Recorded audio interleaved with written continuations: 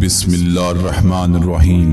حق T V کے صارفین السلام علیکم۔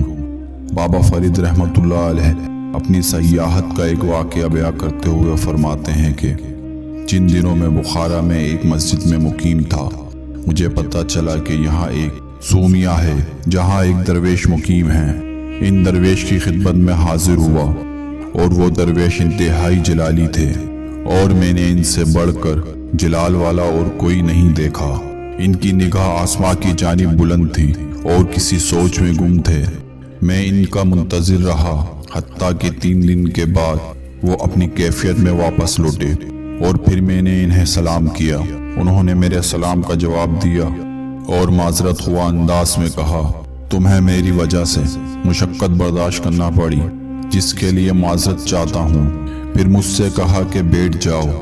میں بیٹھ گیا اور پھر ان درویش نے مجھے بتایا کہ میں شمس العارفین کا ایک نواسہ ہوں اور 30 برس سے اس جگہ پر مقیم ہوں، اور مجھے اتنا عرصہ گزارنے کے بعد بھی حیرت و وحشت کے سوا کچھ نہیں ملا۔ کیا تمہیں اس کا علم ہے کہ اس کی وجہ کیا ہے؟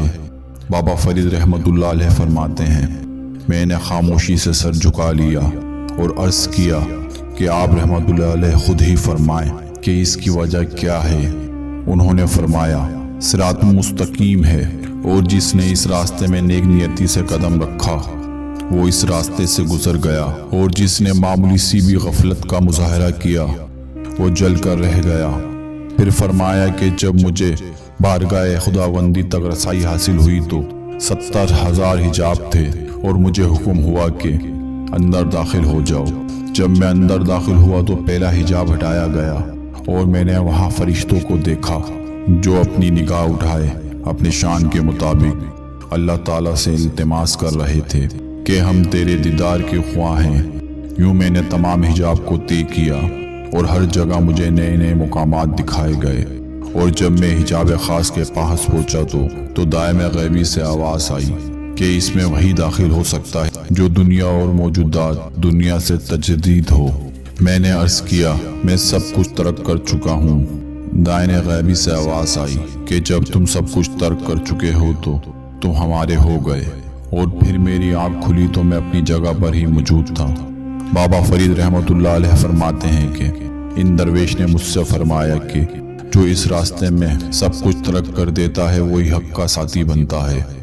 بابا فرید رحمۃ اللہ علیہ فرماتے ہیں، میں نے مغرب کی اذان ان درویش کے ساتھ ادا کی۔ ادائیگی نماز کے بعد غیب سے 2 پیالے جو کے اور 4 روٹیاں ظاہر ہوئیں۔ انہوں نے مجھ سے فرمایا کہ انہیں اندر لے آؤ۔ پھر ہم دونوں نے مل کر کھانا کھایا، اور ایسا لذیذ کھانا میں نے کبھی نہ کھایا تھا۔ اس کی حلاوت آج بھی مجھے محسوس کرتا ہوں۔ رات ہوئی، ہم نے نماز عشاء کے بعد سو گئے۔ صبح جب میں بیدار ہوا تو وہ درویش وہاں موجود نہ تھے، اور اس کے بعد میں ان کا کچھ پتہ نہ